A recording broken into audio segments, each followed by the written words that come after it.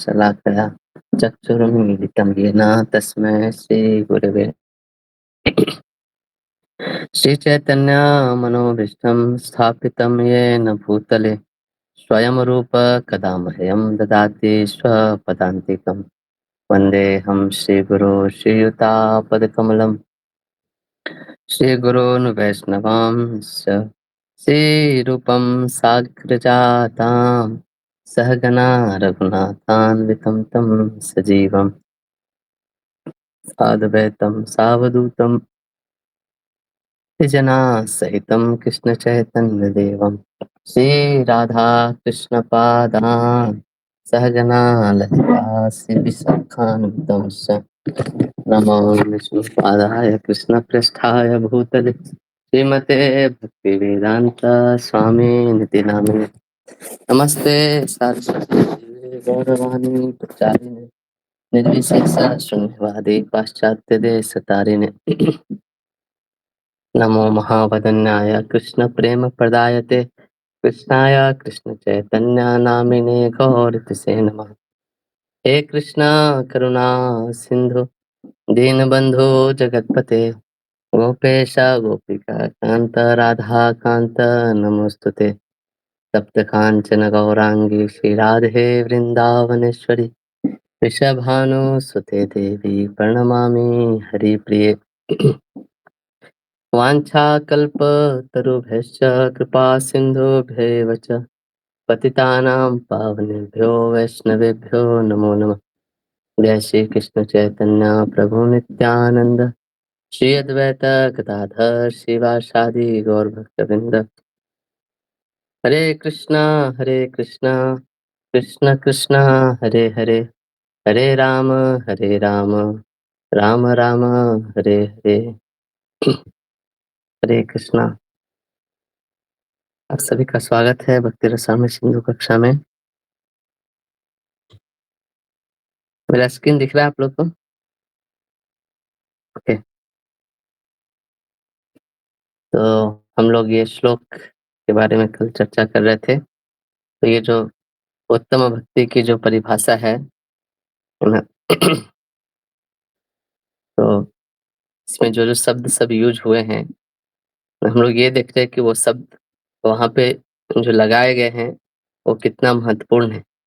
एक एक शब्द, मतलब कोई भी एक शब्द ऐसे ही यूज नहीं किया गया है। मतलब उस चीज को हटा देंगे तो परिभाषा में क्या चेंज हो जाएगा, है ना, ये देख रहे हैं।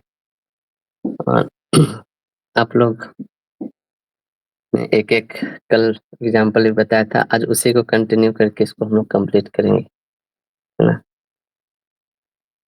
तो चालू करेंगे। तो प्रगति माता जी एज यूजुअल ओपनर हमारे। आपका कौन सा था, एक और दो ना, ऐसा था? एक बोला था, आज दूसरे शब्द के बारे में बोलना है, अभिलाषिता। अभिलाषिता शब्द को अगर हटा दिया जाए तो क्या प्रॉब्लम हो जाएगा? क्या क्या परिभाषा बन जाएगा और उस परिभाषा में होने से क्या प्रॉब्लम है? प्रभु जी, ऐसा हो जाएगा फिर कि अन्य शून्यम ज्ञान कर्माद्यन अनुकूलन अभिलाषिता अगर हट गया तो ऐसा है कि बाकी सब कुछ जीरो करना ऐसा हो जाएगा। और अभिलाषिता इस मतलब उसके कारण जो है, अगर अभिलाषिता शब्द है तो जो हमारी अगर कुछ सिचुएशनल डिजायर्स अगर होती हैं तो हम जो है वो उत्तमा भक्ति की परिभाषा में बने रहते हैं। लेकिन अगर अभिलाषिता शब्द हट गया तो उत्तमा भक्ति कोई कर ही नहीं पाएगा, वैसा हो जाएगा। उत्तमा भक्ति अच्छी भी लगेगी वैसे। तो ये परिभाषा हो जाएगा, अन्य शून्यम ज्ञान कर्मादि अनावृतम अनुकूलन कृष्णानुशीलनम भक्तिरुत्तम। तो अन्य शून्यम शब्द बन जाएगा, अन्याभिलाषिता शून्यम के स्थान पे अन्य शून्यम बन जाएगा। तो अन्य शून्यम शब्द मतलब फिर क्या दिखाता है? अन्य शब्द किसके लिए यूज हुआ था? कल हम लोग ये डिस्कस किए थे, याद है ना? अन्य किसको इंडिकेट कर रहा है?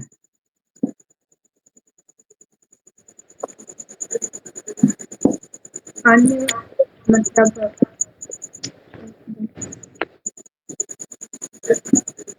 अन्य हटाने से मतलब कल ये हुआ था कि भक्ति वाली जो अभिलाषिता है वो भी शून्य हो जाती है।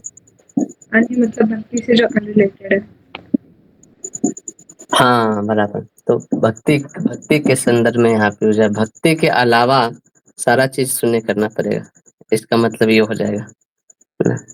तो पहले भक्ति के अलावा जो अभिलाषिता था वो शून्य हो रहा था सिर्फ, है ना। लेकिन अभी भक्ति के अलावा जितनी भी चीजें हो रही है वो सारा शून्य हो जाएगा, है ना। है ना, मतलब कुछ भी, जो कुछ भी आप संसार में कर रहे हो, है ना, है ना। जैसे किसी का कमर दर्द है तो फिजियोथेरेपी ले रहा है तो वो भी शून्य ना, ना। तो फिजियोथेरेपी ले रहा है तो बोला जाएगा वो भक्त नहीं है, ऐसे, है ना। कहने का मतलब कोई खाना बना रहा है, कोई कंपनी के लिए गाड़ी पकड़ के जा रहा है ना, या फिर जो सारी चीजें है सब जीरो मतलब हो जाएगा, उसको भक्ति में काउंट नहीं कर पाएंगे, है ना। लेकिन जैसे प्रभुपाद जी मसाज कराते थे ना, कहने का मतलब उनके शरीर ऐसा था, तो वो भी फिर भक्ति में नहीं काउंट होगा, इस टाइप से, है ना। तो इसलिए अन्य अभिलाषिता शब्द वहाँ पे लगाया है ना। बाकी सबको जीरो नहीं कर सकते। चीजें दुनिया में चीजें है तो फिर वो लोग कर्म करेंगे, चीजें चलती रहेंगी। लेकिन अभिलाषिता अगर कुछ ऐसा है तो उसको सिर्फ जीरो करना है ना। ठीक है, बहुत अच्छा। तो 2 नंबर भी हम लोग कर लिए। नेक्स्ट कोई बोलना चाहते हैं?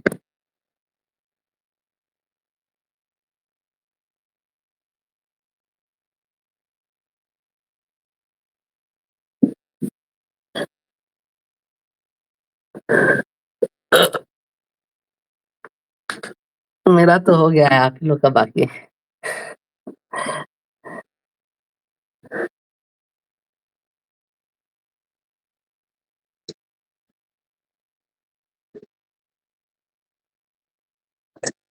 अच्छा, कल वाला सीक्वेंस है। कल कौन बोला था आपके बाद?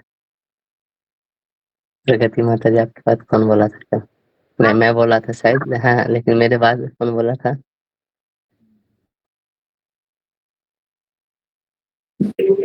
हरे कृष्णा प्रभु जी, मेरा टर्न है अभी।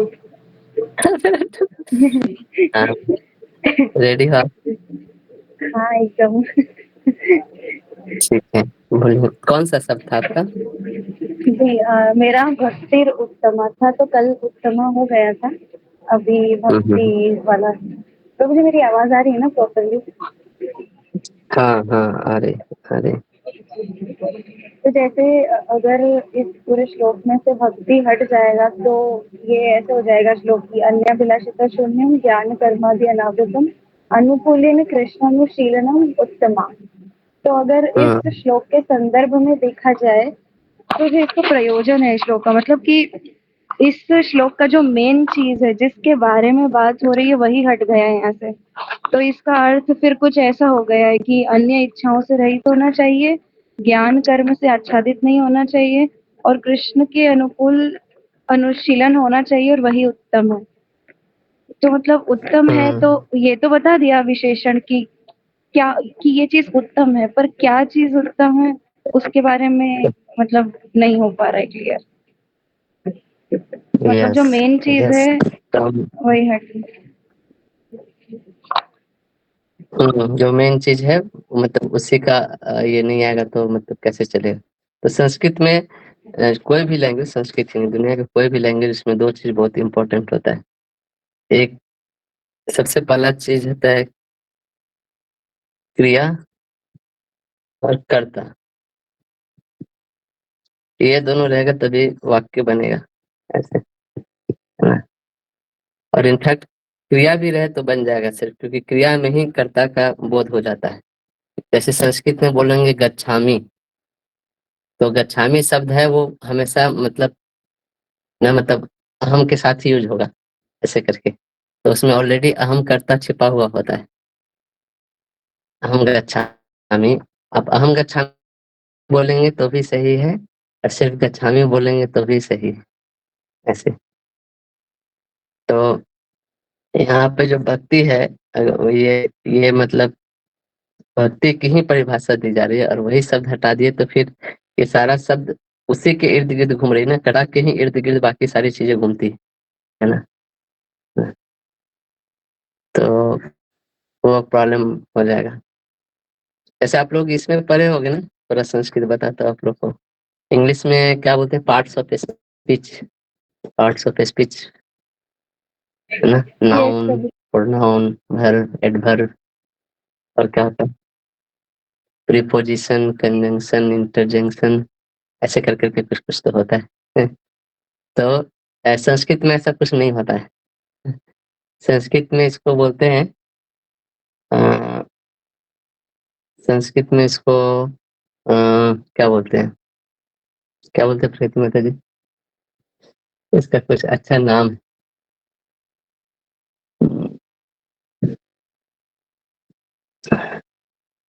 तिंग, तिंगंत नहीं, तिंगंत तो वो हो गया धातु में लगता है। इसको सुबंत, सुबंत बोलते हैं, सुबंत। तो इसमें क्या होता है, जिसको विभक्ति के नाम से आप लोग जानते होंगे, हिंदी में विभक्ति पढ़े होंगे।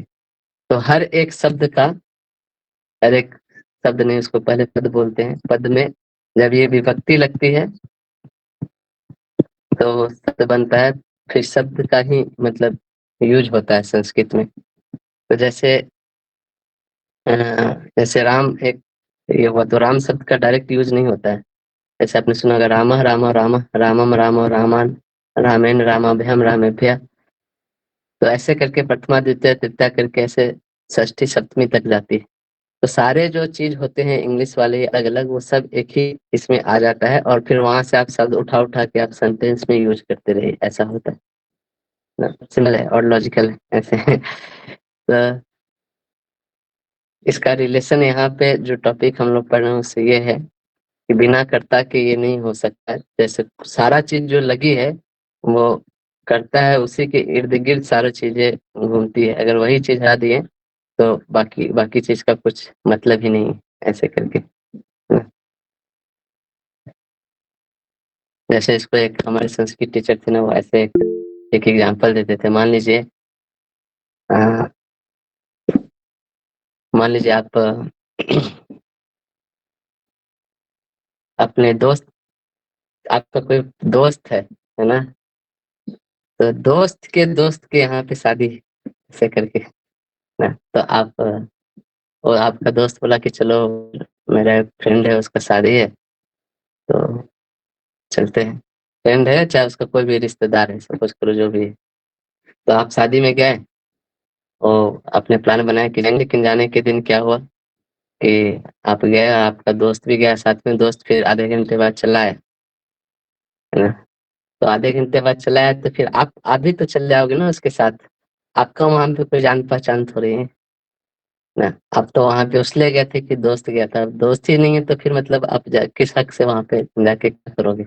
है ना। तो जो मेन मेन जो चीज है वो हटा नहीं सकते। तो भक्ति जो शब्द है ना यहाँ पे बहुत मेन शब्द है, वो हटा दिए तो बाकी सब चीज लिखने का मतलब मीनिंग ही क्या होता है, ऐसा है ना। ठीक है, बहुत अच्छा बताया आपने। तो ये भी हो गया। फिर उसके बाद कौन बोला था आपके बाद?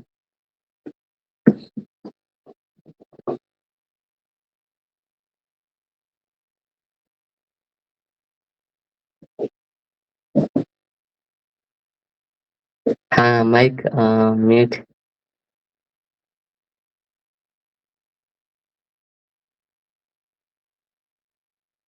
अक्षता माता जी। ओके, अक्षिता माता याद जी। नहीं है मेरे को, तो अच्छा, ठीक है। तो मेरा याद नहीं तो और भी अच्छा है, आप ज्ञानाकन ही को दो बोलना है थे। फिर। ज्ञान और कर्म यानी कि 4 और 5 नंबर। ठीक है, 4 आपने बोल दिया था, 5वां बोल रहे हैं कर्म के बारे में। हाँ, तो ये अगर हम कर्म हुँ। को हटा देंगे तो बस हो जाएगा अन्नाभिलाषिता शून्यम ज्ञान आदि अनावृतम अनुकूल्यं कृष्णं शीलिनं भक्तिरुत्तमा। तो यहाँ पे कर्म मीन्स एक्टिविटीज। तो जनरली जो भी हम ये इंटेंशन रख के कोई भी एक्टिविटी करते हैं कि this is for the pleasure of the Lord, वो भक्ति में इंक्लूड होता है, वो उत्तम भक्ति है। बट अगर हमने यहाँ पे और कर्म का मतलब फिर ये भी होता है कि जितनी भी एक्टिविटीज हैं, अगर हम मटेरियल गेन के लिए कोई एक्टिविटी कर रहे हैं या फिर भगवान को वर्शिप कर रहे हैं ये सोच के कि मुझे वेल्थ चाहिए, फेम चाहिए, सक्सेस चाहिए या फिर कुछ प्रॉस्पेरिटी के लिए कर रहे हैं या फिर अपने गुड हाँ। हेल्थ के लिए कर रहे हैं, तो ये सब भी एक्टिविटीज होती हैं।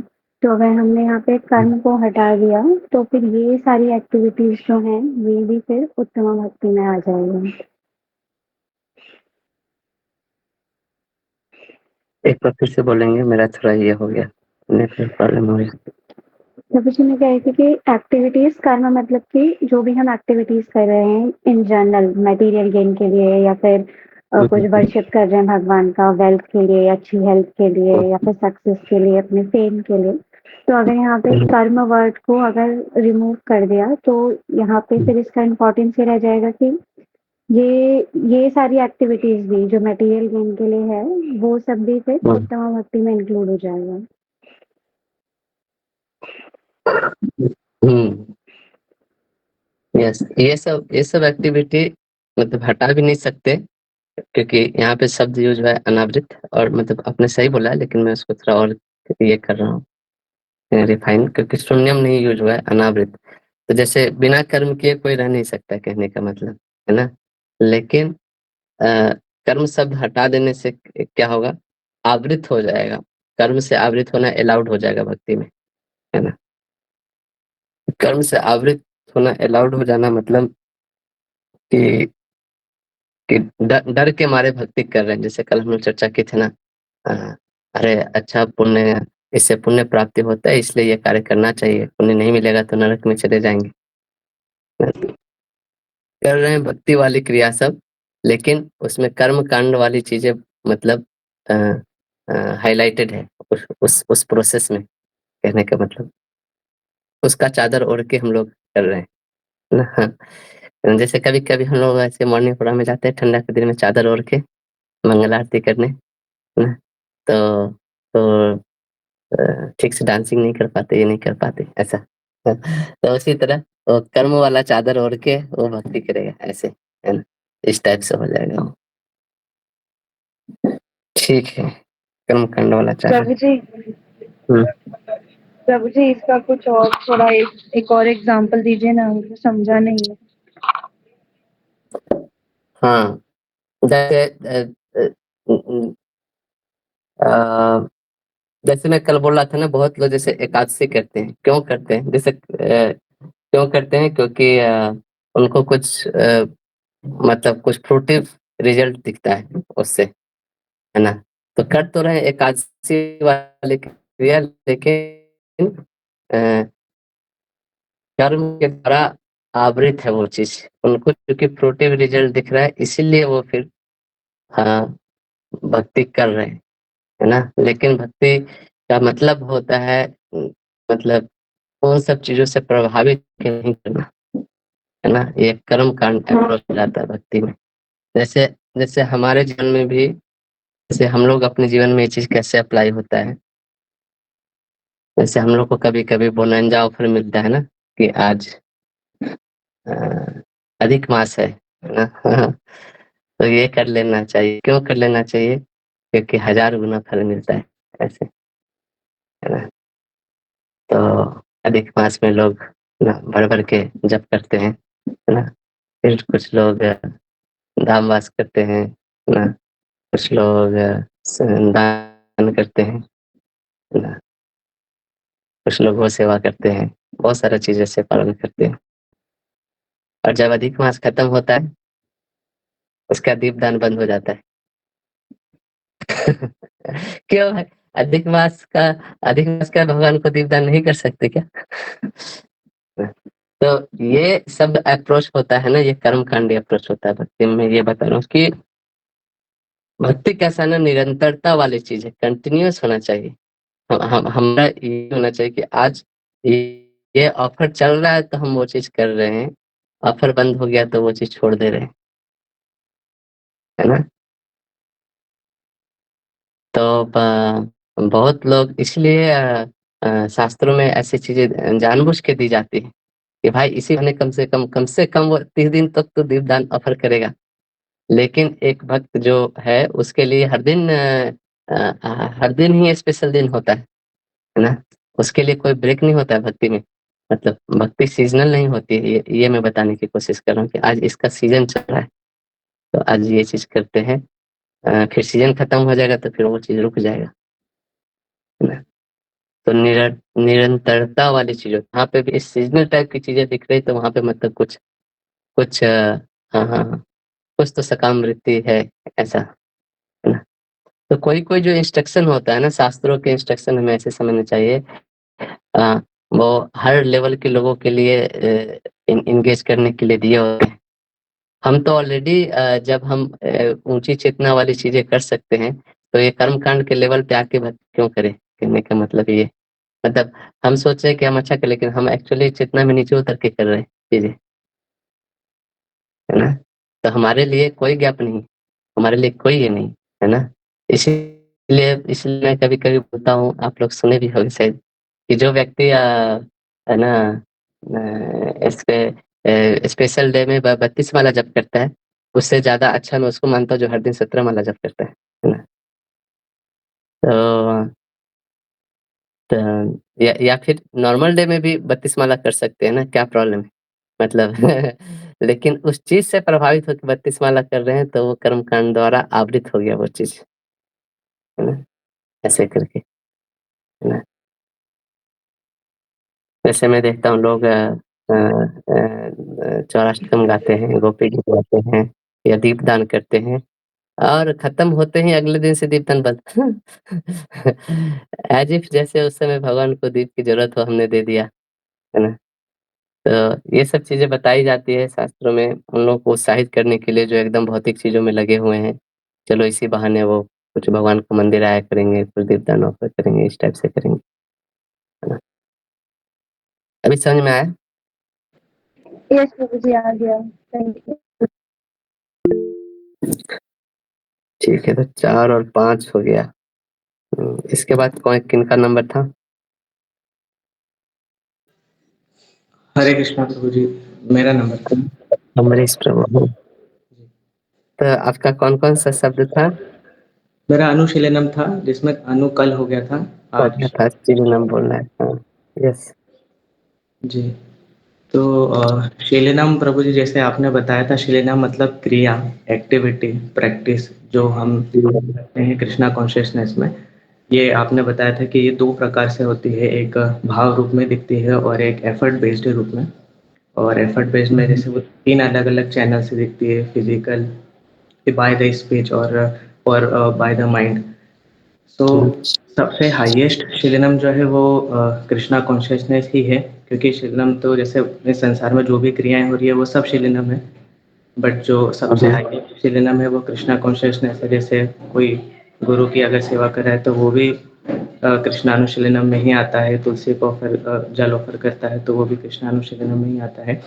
तो शिलिनम मतलब वो सारी प्रैक्टिसेस जो हम करते हैं, मतलब प्रैक्टिकल जो हम करते हैं।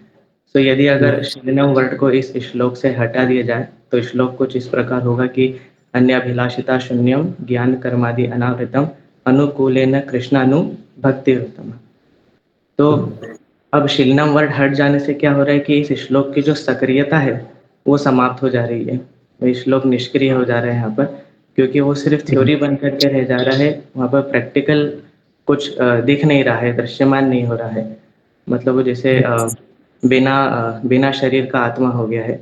क्योंकि यदि अगर हमने सारा उसमें अप्लाई कर दिया कि कोई अभिलाषा नहीं, ज्ञान कर्म से ढका नहीं, कृष्ण के ही फेवर में है, बट वो हमारे एक्टिविटी में ही प्रेजेंट नहीं हो रहा है, तो वो ये वो वर्क नहीं करेगा, फिर वो कंप्लीट डिवोशन नहीं होगा, क्योंकि जैसे प्रभुपाद कहते हैं कि भक्ति में मतलब सक्रियता होती है, निष्क्रियता वो जो इम्पर्सनल ब्रह्मन वाला जो फिलोसॉफी है वहाँ पर निष्क्रियता होती है, वहाँ पर कोई एक्टिविटी नहीं होता।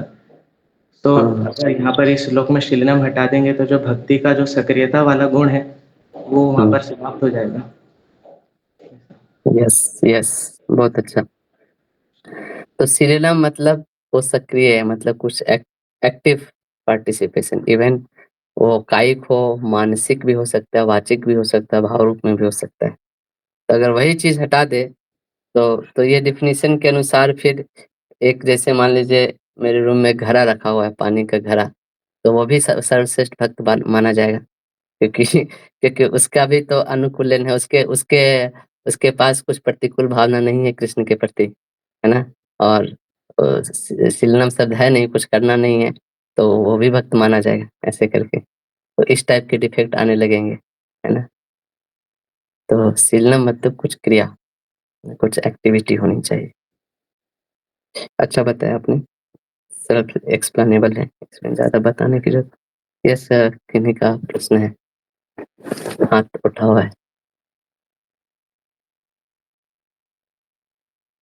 हरे कृष्ण प्रभु जी। हरे कृष्णा हरे कृष्णा हरे कृष्णा हरे कृष्णा हरे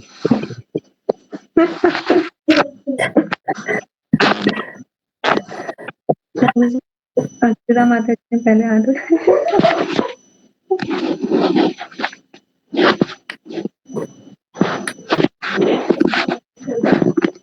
हाँ। प्रभु जी, मेरा क्वेश्चन एक्चुअली पिछले वाले में हाथ उठाया था मैंने, जब आपको समझा रहे थे कि जैसे कोई स्पेशल डेज आते हैं, फिर उसमें हम ज्यादा एंडेवर्स करते हैं, ज्यादा जप करते हैं, ज्यादा सर्विसेज करते हैं, या स्पेशल स्तुति या ऐसे भजन ऑफर करते हैं भगवान को। तो उसमें मतलब मेरे 3-4 पॉइंट्स थे, उसको हम कैसे समझ सकते हैं, वो मुझे थोड़ा ये करना था कि जैसे जैसे एकादशी जो होता है, तो मतलब उसमें भी ऐसा होता है ना कि हमको प्रभुपाद ने बोला है कि एक्स्ट्रा जप करो, 25 माला करो, तो वो स्पेशल डे है और उसमें बहुत बेनिफिट होता है। तो प्रभुपाद ने इंस्ट्रक्शन दिया था कांस्टेंट चैंटिंग करो उस दिन।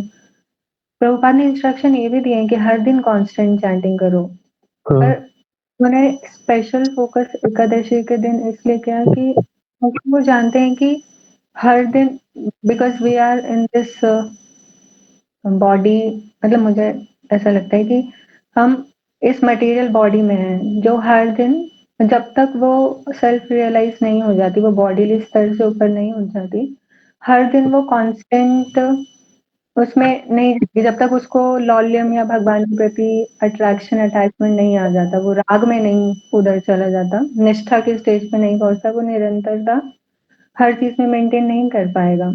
तो ये लिमिटेशन होने की वजह से है कि इस बॉडी का लिमिटेशन है कि आप हर दिन सेम एनर्जी और सेम एंथुसियाज्म या सेम भाव नहीं रख पाओगे भगवान के लिए, वो कांस्टेंट नहीं रख पाओगे। प्रभुपाद ने at least one day, Ekadashi is very special day, भक्ति जननी, so do at least 25 rounds or constant chanting। तो अगर ऐसे ऐसे और भी अगर कोई फेस्टिवल्स आते हैं, जैसे अधिक मास हुआ या कार्तिक हुआ, तो there is mention in Vedas कि वो डे स्पेशल है और उसमें एक्स्ट्रा क्रेडिट्स होते हैं, एंड इट्स नॉट फेक कि उसमें एक्स्ट्रा क्रेडिट नहीं मिलेंगे। तो if there is an opportunity to go more closer to the lord use festivities या शास्त्र को, शास्त्र ने अगर हमको बेनिफिट्स दिया है, तो हमको पता है हमारा लिमिटेशन, हमारे माइंड को पता है कि वो भगवान की सेवा हर दिन कांस्टेंट नहीं कर पाएगा। सो एटलीस्ट माइंड को बहाना दिया कि at least do these days, go more closer to Krishna, और किसी भी बहाने से, अगर मतलब XYZ बहाने से, इवन कर्म कांड के बहाने से भी, अगर वो मेंटालिटी मतलब रहे हमारी, पर अगर हम उनको ज्यादा प्लेजर दे पा रहे हैं या उनका ज्यादा सर्विस कर पा रहे हैं, भगवान को जप के थ्रू ज्यादा प्लीज मतलब प्लेजर दे पा रहे हैं, तो फिर उसमें मतलब मुझे ऐसा लगता है कि विन-विन ही है ना, मतलब इवन अगर नीचे जाके भी हम भगवान को प्लेज़र दे पा रहे हैं, तो उसमें मतलब मुझे ऐसा लगता है कि हर दिन मैं 30 days in a month same consciousness नहीं रख पाती हूँ। तो अगर किसी भी बहाने से मैं अपने माइंड को ट्रेन कर पा रही हूँ कि at least do this much to go closer to Krishna, तो फिर उसमें हाँ, मतलब मुझे ऐसा लगता है कि वो 30 डेज़ तो कर लेगा मेरा माइंड कि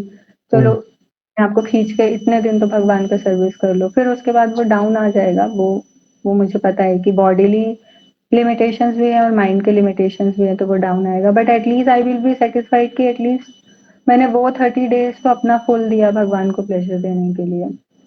मतलब ये एक और इसमें पॉइंट था कि जैसे हम ऐसे पढ़ते हैं ना भगवान की लीलाएँ, तो उसमें भी ऐसा है कि अलग-अलग फेस्टिविटीज़ होती हैं वहाँ पे भी, कि कभी झूलन हो रहा है, कभी ये हो रहा है, तो उसमें अलग-अलग एंथुसियाज़्म रहता है। कभी वो झूलन के भजन भगवान को ऑफ़र करते हैं, वो कॉन्स्टेंटली नहीं ऑफ़र होते हैं। फिर कुछ और हर दिन कुछ नया फेस्टिविटी, फिर भगवान को अलग तरीके से प्लेज़र देते हैं कि कुछ और उनके बारे में ग्लोरी, दूसरी ग्लोरी, तीसरी ग्लोरी।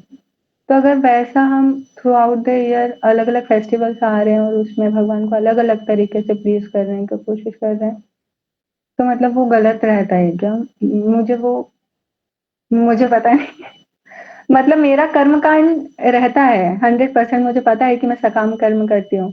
पर अगर ऐसी मेंटालिटी अगर हम रखने का कोशिश करें और करें, तो वो रॉन्ग रहेगा क्या? वो 30 डेज़ अगर हम अपना फुल ये करना चाहते हैं।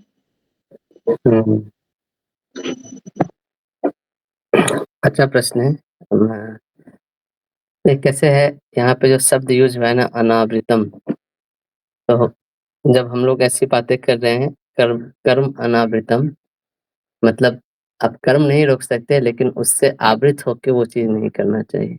मतलब वो चीज़ से प्रभावित होके वो एक्टिविटी नहीं करना चाहिए, है ना?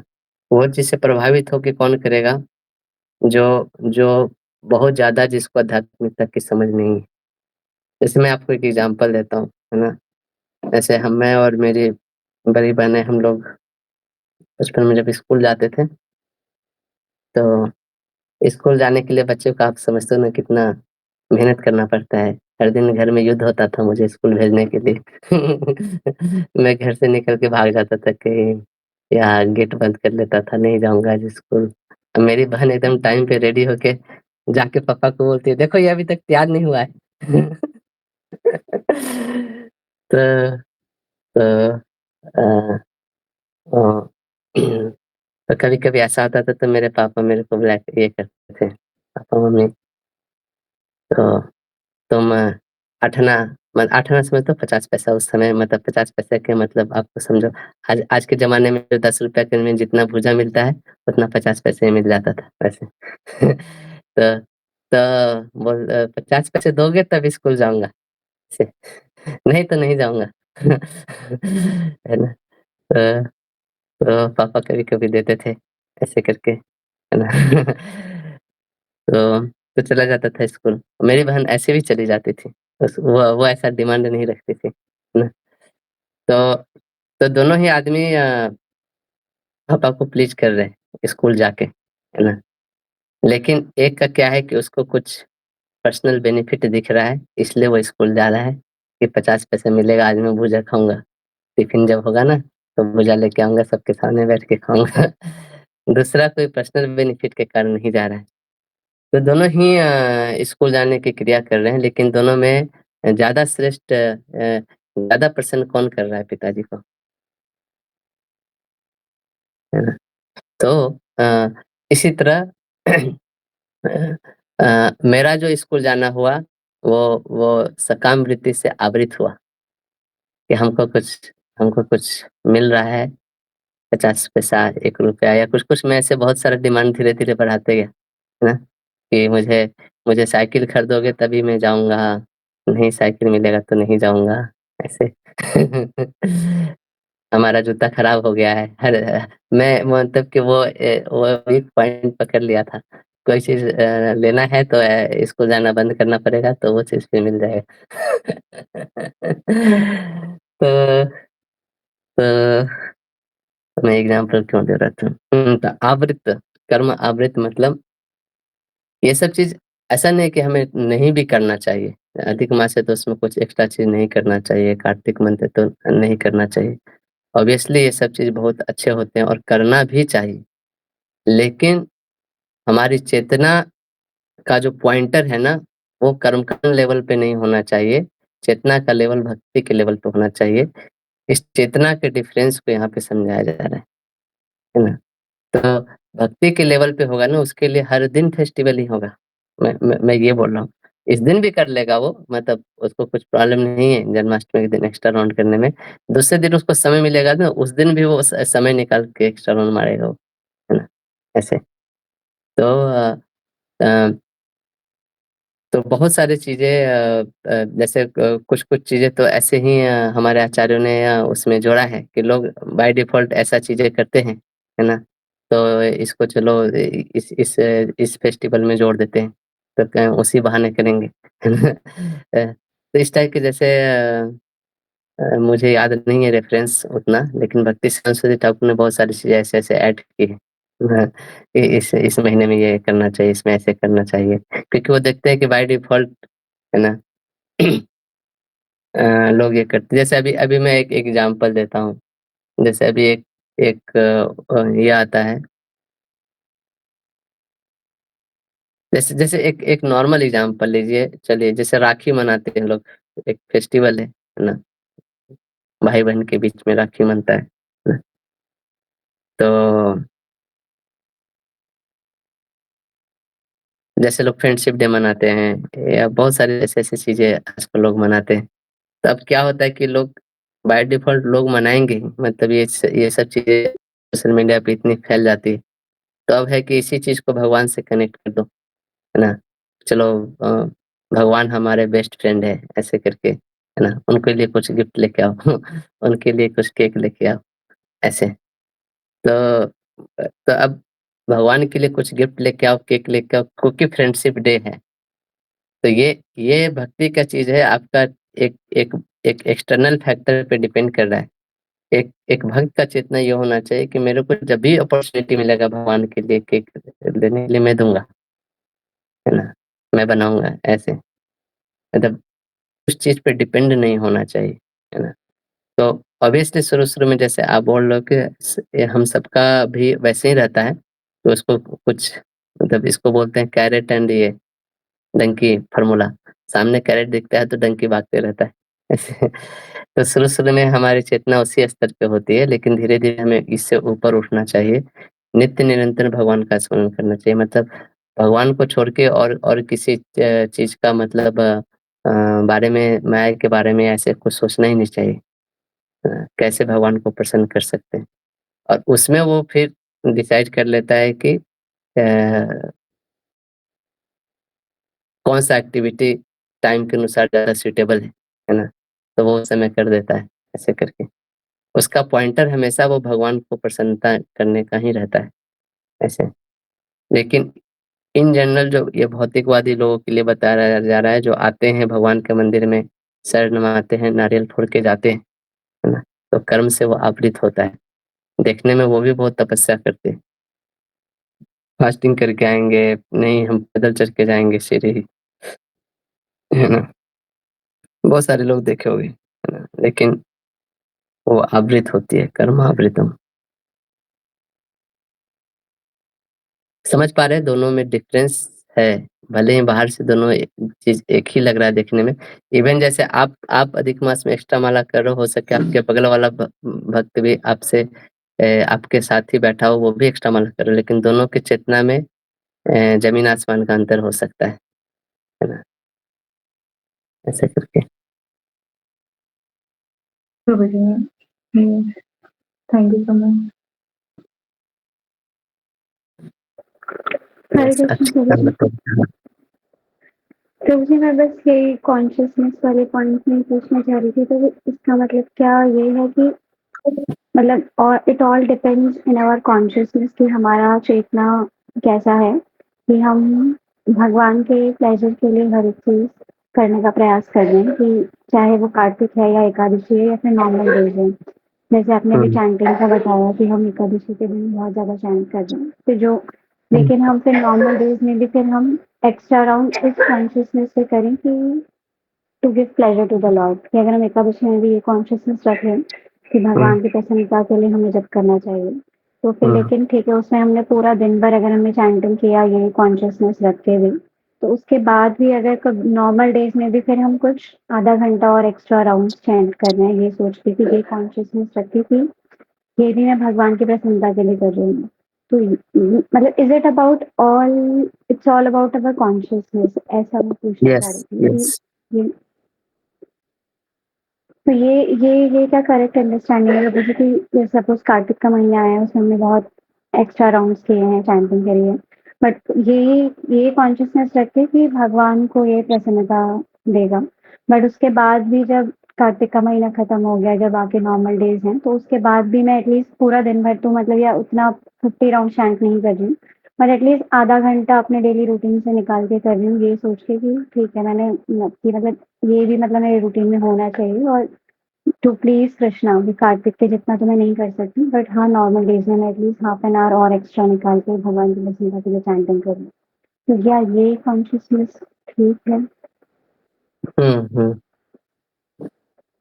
या फिर हम कीर्तन करते हैं या भजन करते हैं, कुछ स्पेशल ओकेजन्स के लिए करते हैं, तो इट्स लाइक कि डेली रूटीन में भी मैं उसको अपना एक टाइम फिक्स कर लूँ या फिर कुछ एक नहीं मतलब मतलब प्रश्न ये नहीं है कि इस समय करते हैं तो इस समय भी करना है, ऐसा भी नहीं है। मतलब मतलब ये क्या है कि इसको ठीक करने के लिए एक और बेड़ा उठा लिए मतलब उस टाइप से भी नहीं है कि अरे मैंने कार्तिक महीने में दीपदान किया, दूसरे महीने में भी करना है। मतलब इस टाइप से भी हुँ, नहीं सोचना है। कहने का हुँ, मतलब मैं बोल रहा हूँ कि लो हम कोई भी एक्टिविटी कर रहे हैं, चाहे हुँ, कार्तिक मंथ में कर रहे हैं या दूसरे मंथ में भी कर रहे हैं, उसके पीछे हम किस चीज़ से प्रभावित होके वो एक्टिविटी कर रहे हैं, तो वो देखना चाहिए।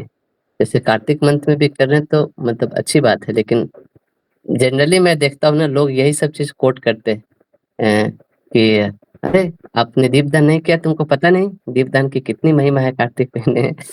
हुँ, कभी-कभी लोग ऐसे बोलते कितने मैं बोलता कितनी महिमा है?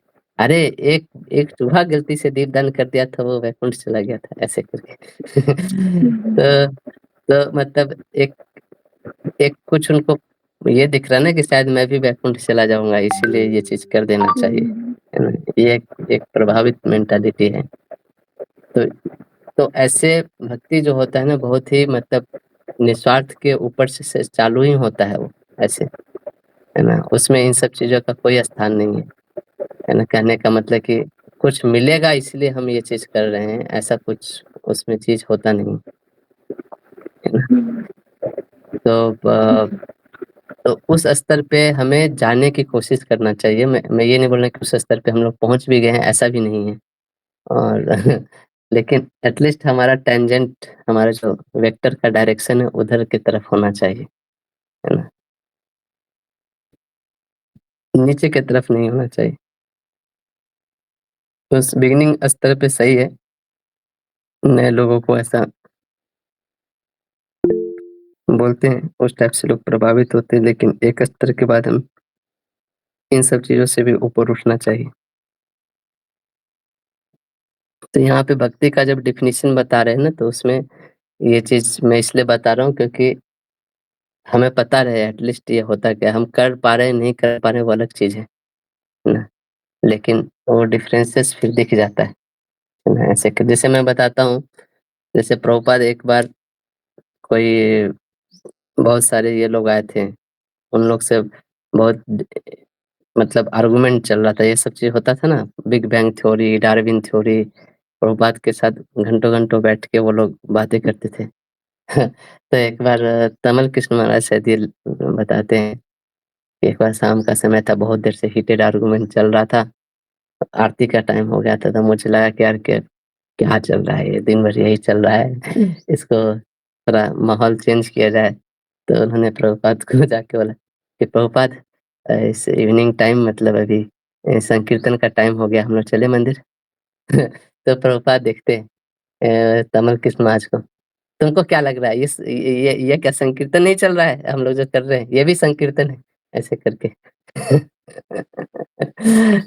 तो तो तो मैं ये बोल रहा हूँ कि एक शुद्ध भक्त की चेतना हमेशा वो प्लीजिंग कृष्णा है, ये इसके तरफ ही टेंजेंट हमेशा घुमा रहता है। तो उसके लिए वो भी संकीर्तन था, और मंदिर में बैठ के कीर्तन करना वो भी संकीर्तन था, क्योंकि वो कभी भी इन ज्ञान कर्म आदि से आवृत नहीं होता है उनका भक्ति, कभी भी नहीं होता है। आपको एक कृष्ण का पास टाइम सुनाता हूँ। जैसे यशोदा जो थी, जैसे ऐसे बहुत सारी लीलाएं हो रही थी ना, कृष्ण ने पूतना को मार दिए, तृणावत को मार दिए, ऐसे करके। तो यशोदा को बहुत डर लगता था कि ये मेरे बेटे पे अचानक ये बार-बार इसी पे लोग हमला क्यों करते हैं, ऐसे करके। तो बहुत टेंशन में रहती थी, मतलब बहुत कॉन्शियस, अपने बेटे को एक क्षण के लिए भी नहीं छोड़ती थी। कि पता नहीं मैं आँखों से दूर रखूँगी, कब क्या हो जाएगा, ऐसे। तो कृष्ण को थोड़ा लगा कि ये माँ कुछ ज़्यादा ही टेंशन में रहती है मेरे को लेके, इसका थोड़ा टेंशन दूर कर देते हैं। तो एक दिन दूध पी रहे थे, और जशोदा उनको गोद में लेके दूध पिला रही है, और ऐसे तो कुछ लोरी-वोरी सुना रही होगी। अ, तो जैसे दूध पीने के बाद जैसे पेट भर जाता है ना बच्चा लोग, तो जैसे थोड़ा जम्हाई टाइप का आती है। तो कृष्ण ने ऐसे दूध पी के पेट भर गया, तो ऐसे थोड़ा मुँह खोल के ऐसे जम्हाई ले रहे हैं ऐसे। जम्हाई लिए तो उनके मुँह के अंदर सारा ब्रह्मांड दिखा दिया उन्होंने यशोदा को। यशोदा देख के, अरे! ये क्या हो गया? ऐसे करके, इसके मुँह में क्या देख रही हैं? ऐसे-ऐसे होता है ना लोगों का रिएक्शन, तो उस टाइप से हो गया। तो तो उस ये चीज़ उसको समझ में आई कि ये जो मेरा बेटा है ना, ये अपनी रक्षा खुद कर सकता है, कोई छोटा-मोटा व्यक्ति नहीं है ये। मुँह के अंदर सारा ब्रह्मांड दिखा दे रहा है, ये भी दिखा दे रहा है कि ये पृथ्वी भी दिखा दे रहा है, पृथ्वी में वृंदावन भी दिखा दे रहा है, और उसमें मैं इसको बैठ के दूध पिला रहा हूँ, ये भी चीज़ दिखा दे रहा है। उसका तो दिमाग ही घूम गया। तो ये सब होने के बावजूद भी, है ना, इस टाइप के कृष्ण बहुत बार किए हैं यशोदा के साथ, 2-3 बार और ऐसे दिखाए हैं। लेकिन ये सब चीज़ होने के बावजूद भी यशोदा का जो प्रेम है, वो कृष्ण के प्रति कभी कम नहीं होता है। मतलब बार-बार भगवान की जो ऐश्वर्य शक्ति है, भगवान की ऐश्वर्य शक्ति अम, प्रदर्शित हो जाती है यशोदा के सामने, लेकिन यशोदा का प्रेम इतना है कि ऐश्वर्य शक्ति सामने आने के बाद भी प्रेम के ऊपर वो जा नहीं पाते। यशोदा विश्वास ही नहीं करती है कि ये भगवान है, कभी भी नहीं विश्वास किया उसने। ये मेरा जो छोटा बच्चा है ना, ये इसके पास इतनी शक्ति है, भगवान है ना? तो ये दिखाया कि यशोदा का जो प्रेम है ना, वो उस ऐश्वर्य को पीछे छोड़ चुका है, भगवान के ऐश्वर्य शक्ति को। कभी भी ये ऐश्वर्य शक्ति उनके प्रेम को वशीभूत नहीं कर सकती। इनफैक्ट प्रेम के सामने उस ऐश्वर्य शक्ति को बंदी बना के रख लिया है यशोदा ने। तो भगवान अपने पूरी शक्ति को उनके सामने दिखा भी देते हैं, ऐश्वर्य शक्ति को, तो भी यशोदा का प्रेम इतना है कि एकदम निश्चल जो प्रेम है ना, वो थोड़ा भी डगमगाता नहीं है, है ना? वो जो वात्सल्य रस वाला प्रेम है। तो अ, एक शुद्ध भक्त की चेतना कैसे फिक्स होती है, मैं ये बता रहा था। तो वो किसी भी मतलब भगवान स्वयं पूर्ण ऐश्वर्य शक्ति प्रकट कर दे रहे हैं यशोदा के सामने, तो भी वो उससे हिल नहीं रहा है। इस टाइप का एक फिक्सिटी होता है भक्ति में, मतलब। लेकिन हम क्या होते हैं ना, बहुत ही बाहरी चीज़ों से प्रभावित होके बहुत सारा चीज़ करते हैं। तो इस चीज़ को यहाँ पे हाइलाइट किया कि उससे आवृत नहीं होना चाहिए। ऐश्वर्य शक्ति से यशोदा का प्रेम आवृत नहीं हुआ, कहने का मतलब। ऐसा नहीं कि फिर उसके बाद वो कृष्ण को दंडवत प्रणाम करने लगी। अरे ये तो डायरेक्ट विष्णु है। अरे गर्ग मुनि भी बोल दिए कि ये तो विष्णु ही है, ऐसे है। बहुत बार ऐसी-ऐसी चीज़ें हुई। सब लोग आके बोलते थे तुम्हारा बच्चा तो ऐसा है, तुम्हारा ये है। सब देवता लोग भी बहुत बार आके बोले, है ना? कभी कभी भी यशोदा विश्वास नहीं की, किसी को भी विश्वास नहीं की, ऐसे करके। बलराम जी भी एक बार बोले, अरे मैं ही हूँ शेषनाग, मैं ही हूँ ये, मैं ही लक्ष्मण हूँ, मैं ही यशोदा डंडा लेके मारती है, भाग यहाँ से, सब अवतार को मेरे घर ही जन्म लेना था। है ना? तो एक एक भक्त का इतना फिक्सिटी होता है ना कृष्ण को प्लीज करने के लिए कि बाकी चीजें वो साइड हो जाती है उसकी, मतलब वो कभी कंसर्न ही नहीं रहता उसके लाइफ में कि अच्छा अब ये चीज है तो ये चीज करना है, ऐसे नहीं, वो चीज है या नहीं है तो भी हम करेंगे क्योंकि कृष्ण को ये प्रसन्न करता है ना, ऐसा। जैसे मान लीजिए गुंडीचा मार्जनम अभी फेस्टिवल आने वाला है, गुंडीचा मार्जनम है इसलिए मंदिर की सफाई करेंगे नहीं, एक भक्त हमेशा से सीखता है कि मंदिर मेरे मेरे भगवान के रहने का स्थान है, ये हमेशा साफ होना चाहिए। और ऐसा नहीं कि ये फेस्टिवल आएगा उसी दिन हम साफ करेंगे, 24 आवर्स 365 डेज में मंदिर को साफ रखूंगा, ये इस चेतना में जीना चाहिए ना। इतनी सारी लक्ष्मियाँ, हजारों लक्ष्मियाँ वैकुंठ में, वैकुंठ का जो फर्श है, जो पिलर्स हैं, जो दीवार है, वो सब मणि माणिक्यों रत्नों से बंधे हुए एकदम चमचमाते रहते हैं, एक भी धूल का कण नहीं उधर। सारे लक्ष्मियाँ, ऐसा वर्णन है, ब्रह्मा जी बोलते हैं झाड़ू लग के हर दिन कंटिन्यूअस लगी रहती सफाई कार्य में। उनके लिए हर दिन गुंडीचा मारना। तो ऐसा ऐसा स्थिति पे जाना है हमें, मतलब प्रभु जी, इसमें बस एक पॉइंट और, मतलब क्योंकि ये डिस्कशन चल ही रहा है, तो जैसे हम वो नाम अपराध पढ़ते हैं ना कि वैदिक शास्त्र अथवा प्रमाणों का खंडन करना, तो अगर जैसे अगर हम ऐसा सोचें कि एकादशी पे हम 25 माला कर रहे हैं तो हमको हर दिन 25 माला करना है, मतलब वो आपने ऑलरेडी बताया अक्षिता माता जी के उसमें, बस उसमें मैं एक पॉइंट ऑफ व्यू ऐड कर रही हूँ कि उसको कैसे समझ सकते हैं कि अगर हम ऐसी मेंटालिटी रखें कि वो 25 माला जो एकादशी पे किया और ये 25 माला जो हम कर रहे हैं वो इक्वल लेवल पे हैं, तो वो ऐसा नहीं हो जाएगा कि हम उसका ग्लोरी कम कर रहे हैं, उस जो मंथ है या वो जो डे है जो भगवान ने वेद में दिया है, तो उसका ग्लोरी कम करना भी वो उसमें आ जाएगा ना, वेद शास्त्र का प्रमाणों का खंडन करना, मतलब उसमें एक्स्ट्रा कृपा मिलती है, भगवान ने अगर बोला है वेद में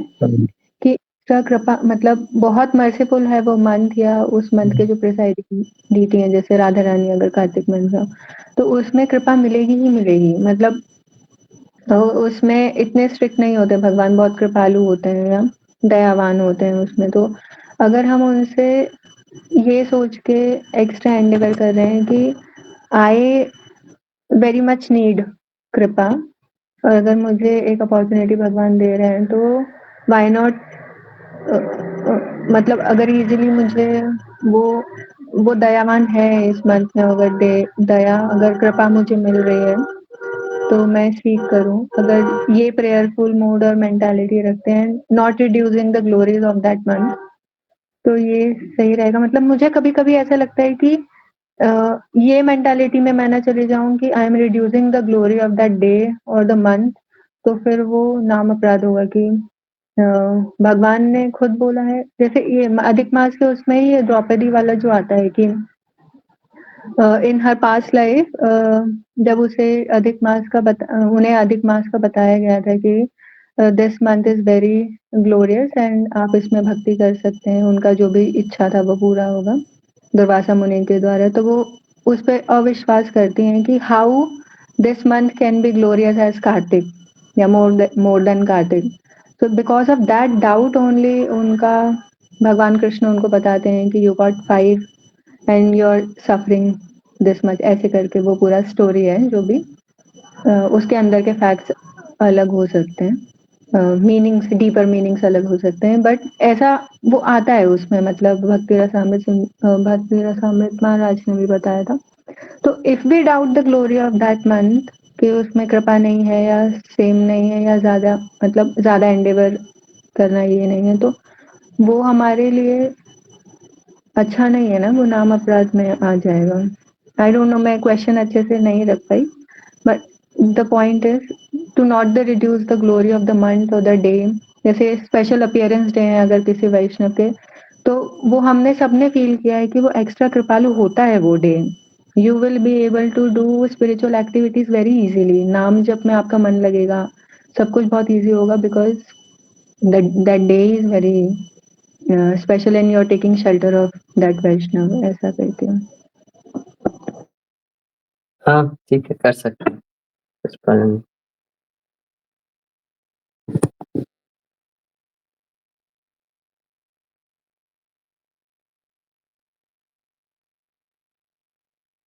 है ना, मतलब ऐसा भी नहीं है, मतलब जो एग्जाम्पल आप दिए हो और जो चीज बताना चाह रहे हो मतलब थोड़ा अलग है. यहाँ पे जो जैसे जैसे कोई बोले कि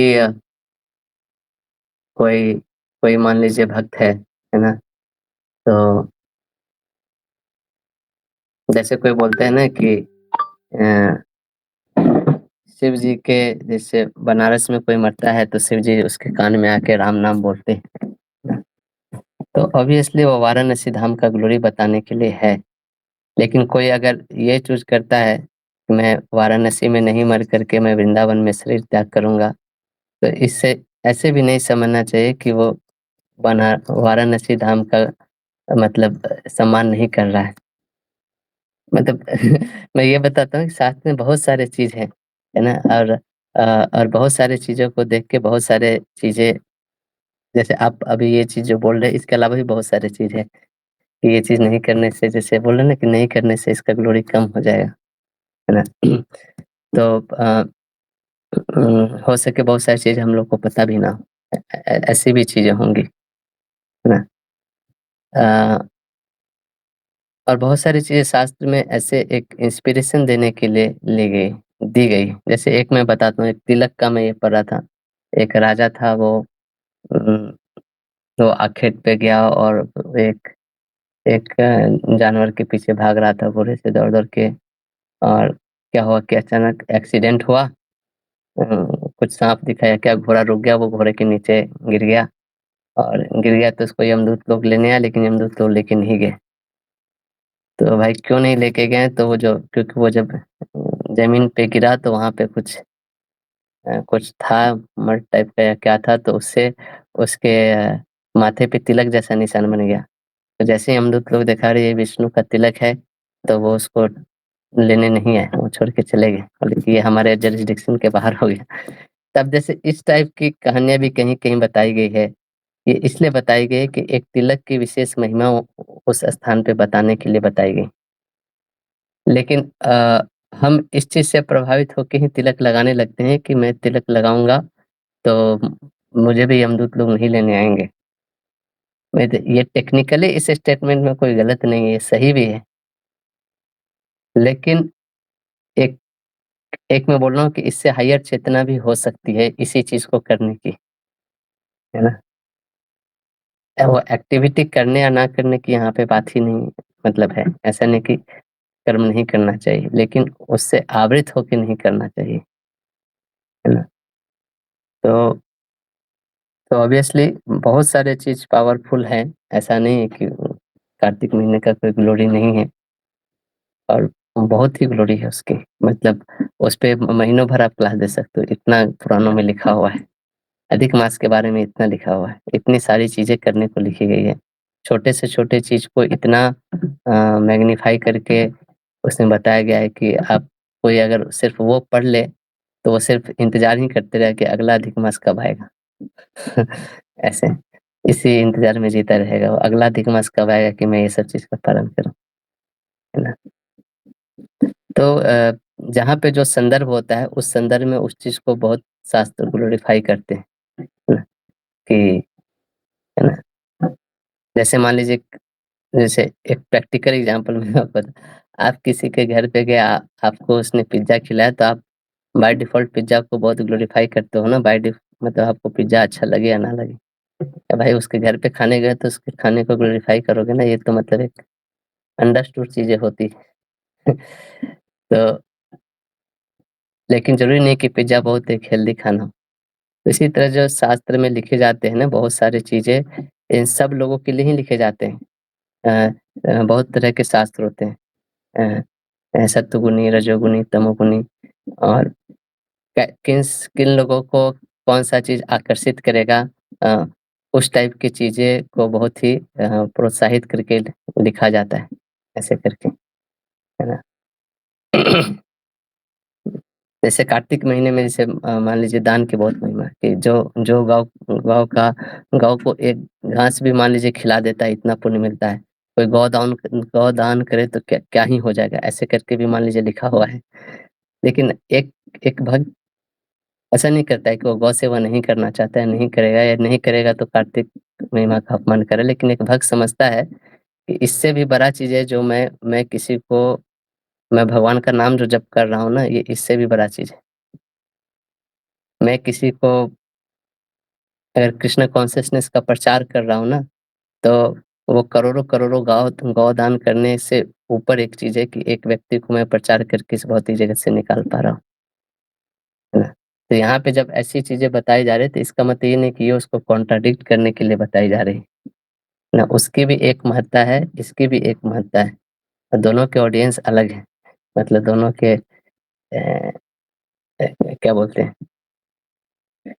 मतलब एक-दूसरे को कंपेयर करने के लिए नहीं बताई जा रही है, लेकिन उसके भी बहुत सब्सक्राइबर हैं और इसके भी बहुत सब्सक्राइबर हैं। मतलब हम किस चीज़ को सब्सक्राइब कर रहे हैं, ये हमारे ऊपर होता है।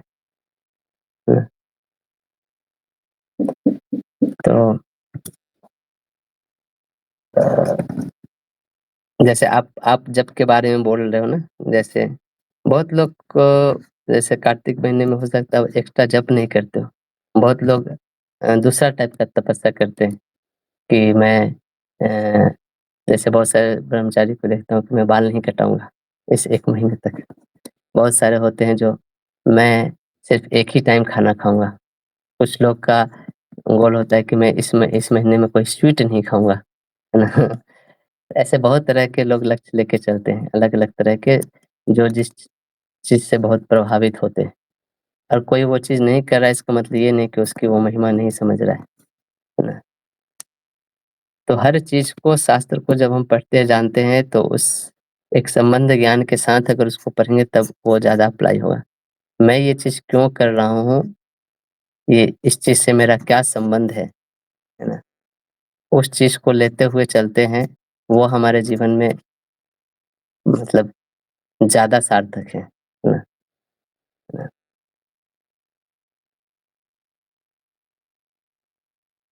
जैसे मान लीजिए प्रभुपाद ने इंस्ट्रक्शन दिया कि तुम चैतन्य चरितामृत 2 महीने में कवर करो, और फिर मैं उस समय ये लेके बैठ जाऊँ कि प्रभुपाद अभी तो कार्तिक महीना है, मुझे 32 माला जप करना है, इसका ग्लोरी हम लोग कम नहीं कर रहे।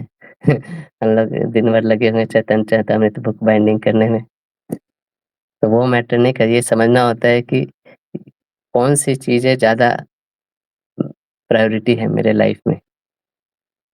मतलब प्रायोरिटी भी नहीं, लेकिन मतलब क्या बोलते हैं उसको? आप समझ रहे हो मैं जो बताना चाह रहा हूँ?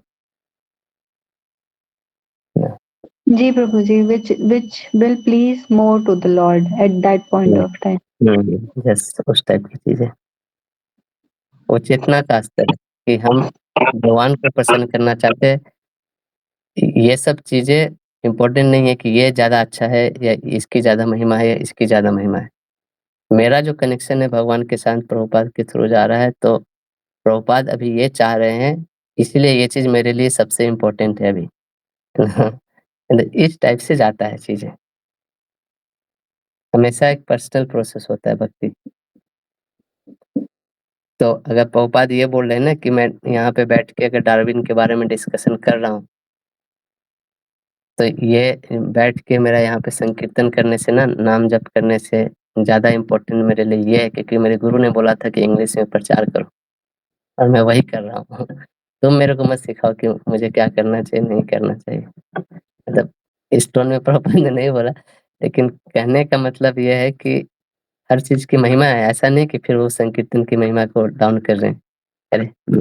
नाम जप छोड़ के ये तो क्या बैठ के बाद में भी तो प्रचार कर सकते हैं। अभी तो आरती का टाइम हो गया। ये ये डिवैल्यू कर रहे, भगवान की आरती का टाइम हो गया और जा नहीं रहे दर्शन के लिए। उस टाइप से चीज़ें नहीं होती जिस टाइप से हम इस चीज़ को देख रहे हैं।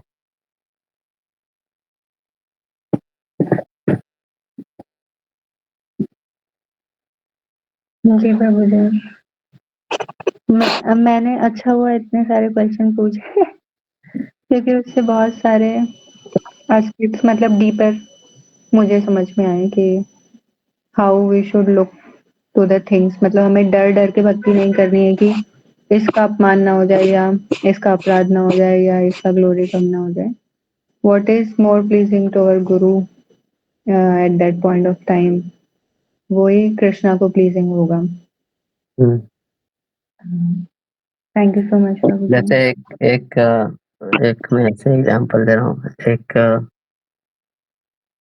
व्यक्ति थे, उन्होंने ऐसे ऐसे व्रत लिया था कि मैं 32 माला ऐसे हर दिन जप करूंगा, ऐसे करके उस होली नेम के बारे में कहीं से सुना ये।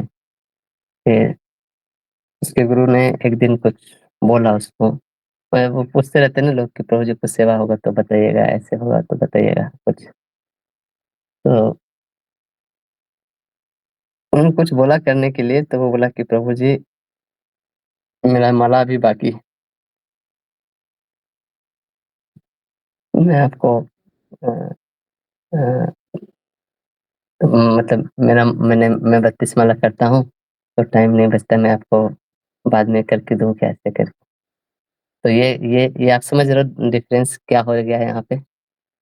तुम एक्स्ट्रा माला कर क्यों रहे हो, प्रश्न ये उठता है यहाँ पे। जब तुम्हारे गुरु बोल रहे ये चीज करने के लिए, तो तुमको चाहिए ना, तुम्हारा जो ये साइड में गया पहले। मेरा कनेक्शन भगवान से यहाँ से चालू होता है, मेरे गुरु से। जब उन्होंने बोला ये करने के लिए, तो फिर ये सारी चीजें साइड में मैं जो करता हूँ वो फिर प्रायोरिटी में है ना। प्रभुपाद को भी मन करता होगा ना कि वृंदावन में ही रहे, है ना, बैठ के आराम से अपना भजन करके। तो बहुत गॉड ब्रदर्स लोग उधर ही रह रहे थे, तो क्यों जाते थे वो दिल्ली वहां से इतनी गर्मी में, है ना, हीट स्ट्रोक लेने के लिए। पैसा भी नहीं रहता था जाने के लिए, पैदल चल चल के जाते थे कभी कभी। तो वो इम्पोर्टेंट नहीं रखता कि भाई मैं क्यों यहाँ पे रोड पे घूम रहा हूँ, कोई कोई खरीद भी नहीं रहा है, इससे अच्छा बैठ के मैं 64 माला कर लेता ना।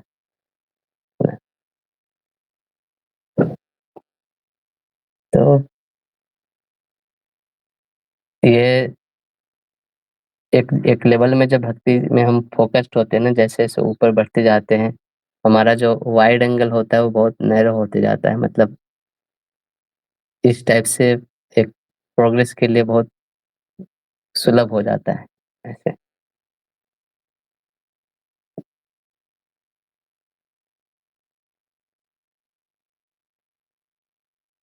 ठीक है। है ना? कुछ कहना है आपको? इस पे मुझे बहुत कंटेम्पलेट करना पड़ेगा क्योंकि वो अंदर इतना सकाम कर्म घुसा हुआ है। Unless I read and here this conversation again बार-बार, वो इतना जल्दी जाएगा नहीं। मैं फिर से सुनूंगी सुबह-सुबह।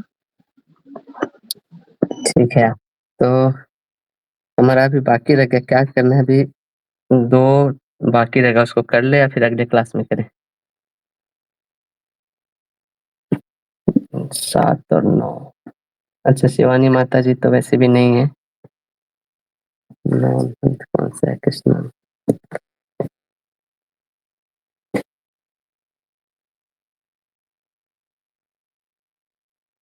ठीक है, मैं उसको शॉर्ट में 2 बोल देता हूँ। 9 नंबर किसका था? कृष्ण शब्द किसका था?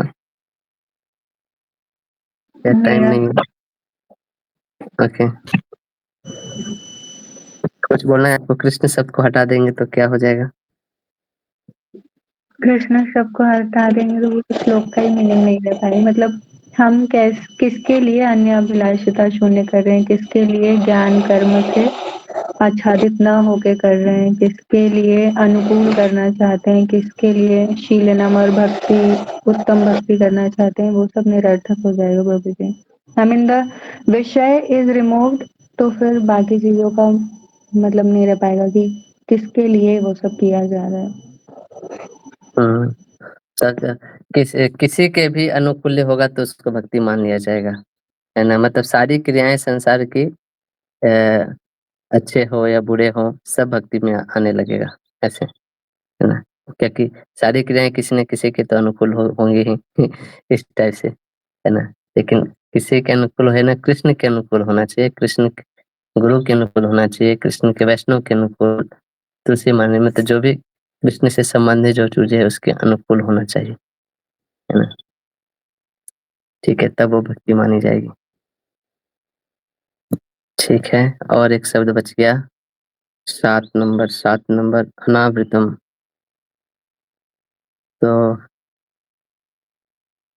तो अनावृतम शब्द को अगर हटा दिया जाए, ना ज्ञान कर्म आदि अनुकूल्यन से बोल दिया जाए, तो अनावृतम को हटा जाए तो ज्ञान और कर्म ये सब भी क्या होगा, भक्ति बन जाएगा, है ना? ज्ञान और कर्म भी भक्ति बन जाएगा, ज्ञान और कर्म वाली चीजें भी भक्ति बन जाएगा। एक लाइन में इसका यही, तो ये हमने कंप्लीट किया।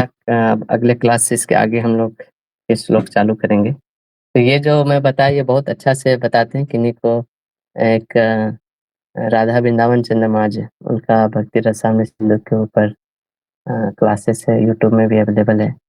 तो वो इस तरह से पढ़ाते हैं, मतलब तो वहीं से मैंने मुझे लगा कि ये बहुत अच्छा है। तो इस तरह से हमारा रिवीजन भी हो जाएगा और एक-एक शब्द का पता चलेगा वहाँ पे क्यों आके रखा गया है वो शब्द।